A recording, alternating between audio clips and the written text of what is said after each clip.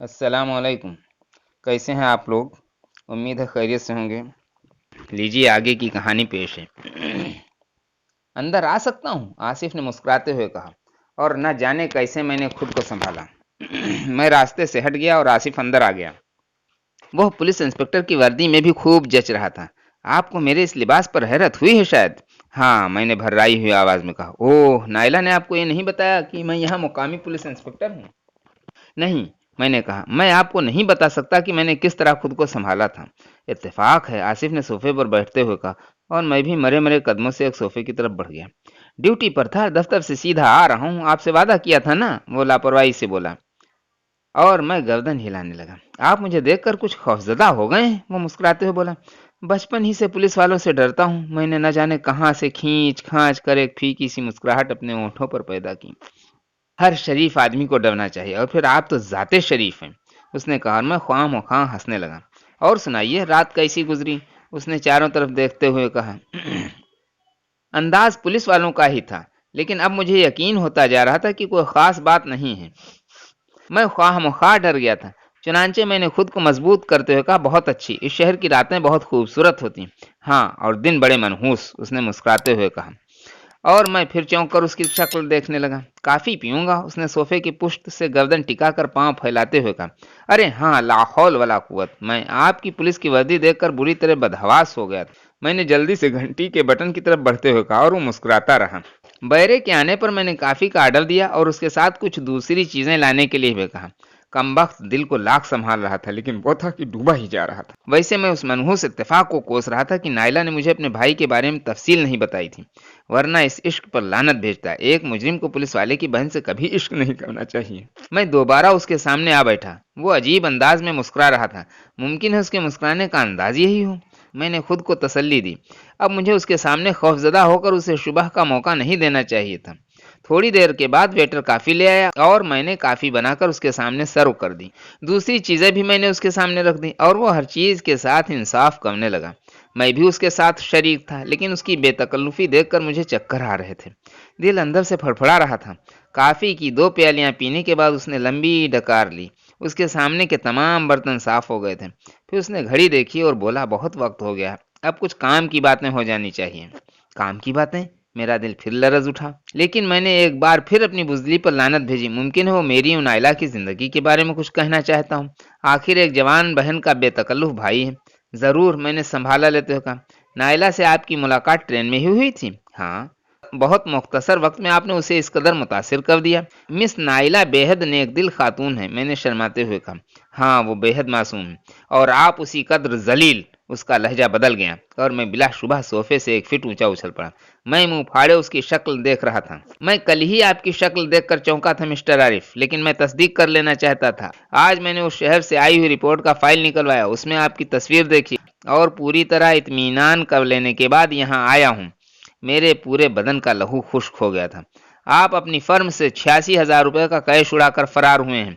पूरे मुल्क में आपकी तलाश जारी है। हर शहर में आपकी तस्वीर और रिपोर्ट भेज दी गई है और आपकी फाइल मेरे पास मौजूद है। क्या पेश करूं? उसने सवाल किया। मैं भला क्या जवाब देता? मेरा दिल चाहा कि उठकर भाग जाऊं, लेकिन बदन में इतनी शक्कत न थी कि हिल भी सकता। भागना तो दरकिनार। मुझे अफसोस है कि बेवकूफ़ नाइला आपसे मुतासिर हो गई। मुझे दुख है कि उसका नाजुक दिल टूट जाएगा, लेकिन आपकी हकीकत मालूम होने के बाद वो भी आप पर नफरत से थूक देगी। कमीने मुजरिम, तुम मेरी बहन को वरगला कर अपने जाल में फांस रहे थे। मेरा दिल चाह रहा है कि तुम्हें गोली मार दूं। उसकी आंखें सुर्ख हो गईं और मैं सोफे पर लेट गया। मेरे दिल की धड़कनें बंद हुआ चाहती थी। पूरा कमरा मेरी आंखों के सामने घूम रहा था। मैं उससे एक लफ्ज भी न कह सका। रकम कहाँ है? उसने कड़क कर पूछा। ब्रीफ केस में, ब्रीफ केस में, मैंने कांपते हुए कहा। कहाँ है ब्रीफ केस? वो खड़ा हो गया। पलंग के नीचे, मैंने डूबती हुई आवाज में कहा। उसने अपना सर्विस पिस्तौल निकाला, उसका रुख मेरी तरफ कर दिया। अगर हिलने की कोशिश की तो गोली मार दूंगा, वो गरजदार आवाज में बोला, और फिर पिस्तौल से मुझे इशारा करते हुए कहा, खड़े हो जाओ। और मैं सोफे का सहारा लेकर खड़ा हो गया। अगर उसके हाथ में पिस्तौल न होता तो मुझे यकीन मैं कभी खड़ा न हो सकता। चलो ब्रीफकेस निकालो, उसने पिस्तौल से इशारा करते हुए कहा। मैं पलंग के नीचे घुस गया। मैंने ब्रीफकेस उसके सामने सरका दिया, लेकिन खुद मेरा दिल पलंग के नीचे से निकलने को नहीं चाह रहा था। बाहर आओ, वो फिर उसी अंदाज में बोला। चारों नाचार मुझे कमजोर पनाहगाह छोड़नी पड़ी। मैं खड़ा हो गया, लेकिन मेरे पूरे बदन पर लर्जा तारी था। اس نے بریف کیس اٹھا لیا اور پستول کا رخ میری طرف کیے ہوئے اسے کھول کر دیکھا، پھر مطمئن انداز میں گردن ہلاتے ہوئے اسے بند کر دیا۔ کیا تمہارے پاس کوئی ہتھیار ہے؟ اس نے پوچھا۔ نہیں، میں نے روآنسی آواز میں کہا۔ چلو، اس نے دروازے کی طرف اشارہ کیا اور میں لڑکھڑاتے قدموں سے دروازے کی طرف بڑھ گیا۔ اس نے پستول ہولسٹر میں رکھ لیا تھا، یہی اس کی عنایت تھی، ورنہ اگر وہ ہتکڑیاں لگا کر لے جاتا تو میں کیا کرتا؟ نیچے چند اور پولیس والے موجود تھے جو یقیناً اس کے ساتھ آئے تھے اور وہ انہیں نیچے چھوڑ آیا تھا۔ یقیناً پولیس والوں نے ہوٹل کے عملے کو تفصیل بتا دی تھی۔ ان لوگوں نے مجھ سے کچھ نہ کہا اور آصف مجھے لیے باہر نکل آیا۔ باہر پولیس کی جیپ کھڑی تھی، پولیس والوں نے مجھے جیپ میں بٹھایا۔ آصف آگے ڈرائیور کے پاس بیٹھ گیا اور جیپ چل پڑی۔ میرا ذہن تاریک تھا، دل بیٹھ گیا تھا، کچھ سمجھ میں نہیں آ رہا تھا کہ کیا کروں، کوئی خیال ذہن میں نہیں تھا۔ مناظر میری آنکھوں کے سامنے آ رہے تھے لیکن میں ان سے بے بہرہ تھا۔ یہاں تک کہ جیپ پولیس اسٹیشن کی عمارت میں داخل ہو گئی۔ پولیس والوں نے مجھے بازوؤں سے پکڑ کر اتارا اور اندر لے چلے۔ چند منٹ کے بعد میں آصف کے دفتر میں ایک کرسی پر سمٹا ہوا بیٹھا تھا اور آصف میری فائل پڑھ رہا تھا۔ پھر اس نے گھنٹی بجا کر ہیڈ محرر کو بلایا۔ ہیڈ آفس کو اطلاع دو کہ ڈکیتی کا مجرم عارف پکڑا گیا ہے، سیٹھ حشمت اور وہاں کی پولیس کو تار دے دیا جائے۔ یس سر، ہیڈ محرر نے کہا اور گردن جھکا کر باہر چلا گیا۔ آصف نے ایک سگریٹ سلگائی، اس کے گہرے گہرے کش لیتے ہوئے بولا، کیا یہ تمہارا پہلا جرم ہے؟ اور میری آنکھوں سے آنسو لڑھک پڑے۔ میں اس کی بات کا کوئی جواب نہ دے سکا۔ جواب دو، اور کہاں کہاں کیس کیے ہیں؟ کبھی پکڑے گئے ہو یا نہیں؟ میں مجرم نہیں ہوں انسپکٹر صاحب، میں مجرم نہیں ہوں۔ میں رو پڑا۔ مجرم زرینہ ہے جس نے مجھے ٹھکرا کر اختر بیگ سے شادی کر لی، صرف اس لیے کہ مجھے 350 روپے تنخواہ ملتی تھی اور اسے 1100۔ میں نے یہ رقم صرف اس لیے حاصل کی تھی کہ کسی پرسکون گوشے میں پرسکون زندگی گزار سکوں، میں نے روتے ہوئے بتایا۔ کیا نام لیا تھا؟ اختر بیگ۔ یہ کون ہے؟ اس نے فائل کے اوراق الٹتے ہوئے کہا۔ حشمت برادرز کا اکاؤنٹنٹ، میں نے جواب دیا اور اس نے گردن ہلائی۔ ہاں، تمہاری جگہ وہی تھانے میں بند ہے، اس نے کہا، اور اس افتاد پر پہلی بار میرے دل میں خوشی کی ایک لہر بیدار ہو گئی۔ اختر بیگ تھانے میں بند ہے، اس کی شادی کی تاریخ نکل گئی، مجھے اس خبر سے بہت خوشی ہوئی۔ اصل مجرم وہی دونوں ہیں انسپکٹر صاحب، انہوں نے ہی مجھے اس کام کے لیے مجبور کیا تھا۔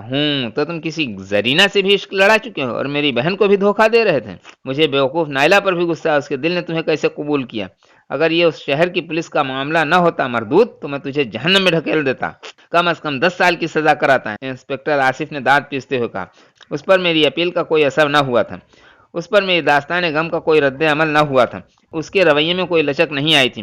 اس کے بعد مجھے کچھ کہنے کی ہمت نہ ہوئی۔ تھوڑی دیر بعد ایک سب انسپکٹر اندر آ گیا، اس نے سیلیوٹ مارا اور بولا، مجرم کو ہیڈ کوارٹر طلب کیا گیا ہے جناب، لے چلو، میں پہنچ رہا ہوں، انسپکٹر آصف نے کہا، اور سب انسپکٹر نے میرا گریبان پکڑ کر مجھے اٹھا لیا۔ اس بار مجھے پولیس کی ایک وین میں بٹھایا گیا تھا۔ ویسے اب میں نے خود کو سنبھال لیا تھا، جو تقدیر میں لکھا ہے ضرور پورا ہوگا، میں ہونی کو ٹال نہیں سکتا تھا۔ پولیس مجھے میرے شہر پہنچا دے گی، مقدمہ چلے گا، سزا ہو جائے گی، بس انجام یہی تھا۔ میں ایک ٹھنڈی سانس لے کر رہ گیا۔ تھوڑی دیر بعد وین پولیس ہیڈ کوارٹر میں داخل ہو گئی، مجھے نیچے اتار کر ایک کمرے میں پہنچا دیا گیا۔ مجھے ایس پی صاحب کے سامنے پیش کیا جانے والا تھا۔ ایس پی صاحب اس وقت موجود نہیں تھے، اس لیے کمرے کا دروازہ باہر سے بند کر دیا گیا۔ ایک بینچ پر بیٹھے بیٹھے مجھے کئی گھنٹے گزر گئے، پھر کمرے کا دروازہ کھلا اور 2 سپاہی مجھے ایس پی صاحب کے کمرے میں لے گئے۔ ایس پی صاحب کی باروب شکل دیکھ کر میرا دل لرزنے لگا۔ آصف بھی وہیں موجود تھا۔ کیا تمہارا نام عارف جمال ہے؟ جی، میں نے گردن ہلائی۔ تعلیم کتنی ہے تمہاری؟ گریجویٹ ہوں۔ تم نے حشمت برادرز کے کیش سے رقم نکالی ہے؟ جی ہاں۔ فرار ہونے کے بعد تم نے باقی وقت کہاں گزارا؟ اور میں سوچ میں گم ہو گیا۔ میں اس وقت کے بارے میں ان لوگوں کو کیا بتاتا؟ کوئی یقین نہ کرتا، بتانا بے سود تھا، چنانچہ میں نے کہا شاہ پور۔ وہاں تمہارا کوئی معاون ہے؟ جی نہیں، میں پوری دنیا میں تنہا ہوں۔ شاہ پور میں تم نے کہاں قیام کیا تھا؟ ایسے ہی آوارہ گردی کرتا رہا تھا۔ اس دوران تم نے کتنی رقم خرچ کی؟ تقریباً 200 روپے۔ ٹھیک ہے انسپکٹر، اسے لاک اپ کر دو، ہمارا کیس نہیں ہے، بقیہ معلومات خود وہ حاصل کریں گے، ایس پی نے کہا۔ انسپکٹر نے گردن ہلا دی۔ ایک بار پھر مجھے اس کمرے سے نکال لایا گیا۔ وہ لوگ مجھے ایک دوسرے کمرے میں لے گئے، یہاں میری انگلیوں وغیرہ کے نشانات لیے گئے اور پھر مجھے آہنی سلاخوں کے پیچھے پہنچا دیا گیا۔ میرا دماغ سن تھا، طرح طرح کے خیالات ذہن میں سرسرا رہے تھے۔ اختر بیگ بھی لاک اپ میں ہے، یہ بہرحال بڑی خوشی کی بات ہے۔ لاک اپ میں دوسرے کچھ لوگ بھی تھے، وہ مجھ سے طرح طرح کے سوالات کر رہے تھے۔ چوری کے الزام میں آیا بابو جی؟ لونڈیا کو چھیڑا ہے؟ کسی کے گھر میں اتر گئے تھے کیا؟ کوئی لڑکی نکال لی تھی کیا؟ ایسے ہی دوسرے سوالات۔ میں نے کسی کو کوئی جواب نہ دیا، یہاں تک کہ رات ہو گئی۔ مجھے دوسرے لوگوں کے ساتھ کھانا دیا گیا، لیکن یہاں تو سانس لینے کو بھی دل نہیں چاہ رہا تھا، کھانا کون کھاتا؟ پھر قیدی سونے کا بندوبست کرنے لگے، مجھے بھی ایک بدبودار کمبل دے دیا گیا اور میں آدھا کمبل بچھا کر اور آدھے میں منہ لپیٹ کر پڑ گیا۔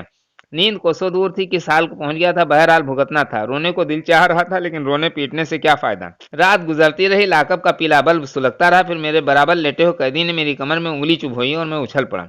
میں نے کمبل سے منہ نکال کر اسے دیکھا، وہ مسکرا رہا تھا، لیکن یہ کیا؟ مجھے اپنی آنکھوں پر یقین نہیں آ رہا تھا۔ میں اسے آنکھیں پھاڑ پھاڑ کر دیکھ رہا تھا، وہ تو میرا ہی ہم شکل تھا۔ हाँ 100%۔ یہ ہم شکل کون تھا، آگے عارف کے ساتھ کیا ہوا، یہ جاننے کے لیے ہمارے چینل کو سبسکرائب کر دیجئے، ویڈیو کو لائک کر دیجئے اور زیادہ سے زیادہ اس کو شیئر کیجئے۔